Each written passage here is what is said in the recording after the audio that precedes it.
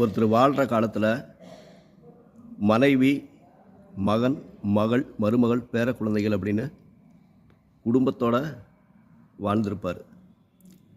ஆனால் இவருடைய கடைசி காலத்தில் மனைவியோ, மகளோ, மருமகளோ அல்லது பேரன் பேத்திகளோ யாருமே இல்லாமல்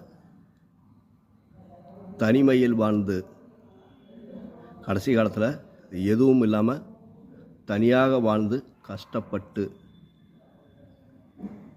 யாருமே எனக்கு இல்லை, நான் அனாதையாயிட்டேன் அப்படின்னு ஒருத்தர் சொல்கிறார். அப்படின்னாக்கா இது எப்படி ஜாதகத்தில் கண்டுபிடிக்க முடியும்னா, ஒரு ஜாதகத்தில்